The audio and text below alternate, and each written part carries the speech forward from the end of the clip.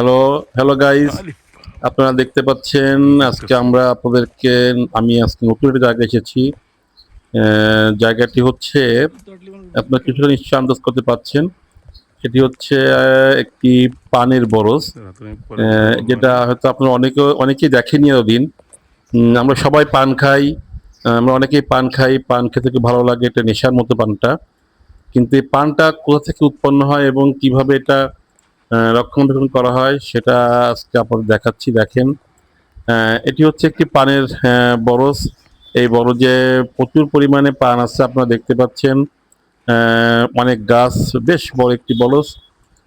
সেইখানে আমরা এসেছি গাছগুলোকে আপনাদের দেখানোর জন্য। দেখতে পাচ্ছেন আপনারা আহ, লাইন দিয়ে দেখতে পাচ্ছেন আপনারা ঘুরিয়ে আছে, এবং এর উপরে প্রচুর পান গাছ এখানে, এবং অনেক পান গাছ এখানে হয়েছে, এবং পানও হয়েছে। বেশ কয়েক বিঘা জায়গা নিয়ে এই বরজটি এখানে অবস্থিত। তো এই বরজটিতে আমি এসেছি আপনাদেরকে দেখানোর জন্য পানের উৎপাদনটি। দেখতে পাচ্ছেন বরজের মালিক ভিতর থেকে হাঁটাহাঁটি করছে। সে দেখছে বরজটিতে কি পরিমাণ পান হয়েছে। সে আমাকে দেখাচ্ছে আর কি, যে বরজে কোথায় কি পরিমাণ পান। যদিও এখন পানের ওইভাবে সিজন না, তারপরেও এই বরজটিতে সবসময় পান থাকে, কারণ অনেক বড় এবং অনেক যত্ন করে এই বরজটি বাড়ির এই বাগানটি তারা করেছে। তো আপনারা দেখছেন বিভিন্ন সাইজের পান এখানে আছে। সেগুলো আমি আপনাদেরকে দেখাচ্ছি।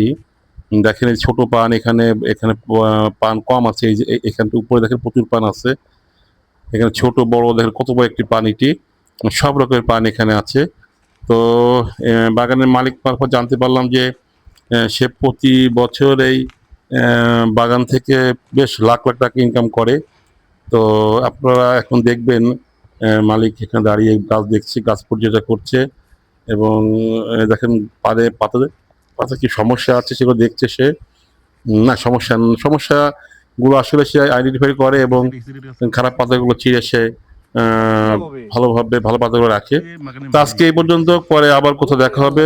তারপর সবাইকে অসংখ্য ধন্যবাদ।